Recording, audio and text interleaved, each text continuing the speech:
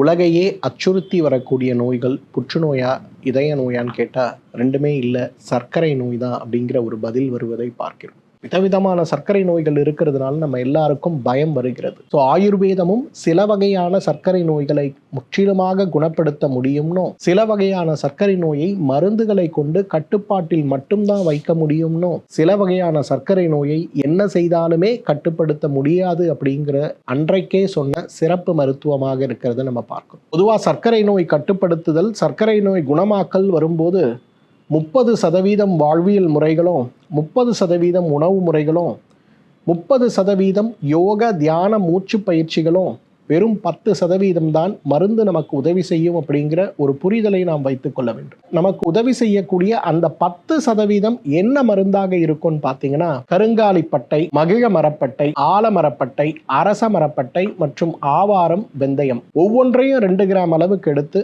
300 milli தண்ணீரில் இட்டு கொதிக்க வைத்து 100 மில்லியாக குறைத்து வடிகட்டி காலை ஒரு வேளை, மாலை ஒரு வேளை உணவுக்கு முன்பு நாம் எடுத்துக்கொள்கின்ற ஒரு சிறு மாற்றத்தை நம்ம செய்ய ஆரம்பித்தோம்னா நம்ம உடம்புல அவ்வளவு பெரிய மாற்றங்களும் உறுப்புகளுடைய செயல்பாடுகள் சீராக்கப்படுறதையும் நாம் பார்க்க முடியும். டாக்டர் ஸ்ரீவர்மாஸ் ஆரோக்கியமும் ஆன்மீகமும்.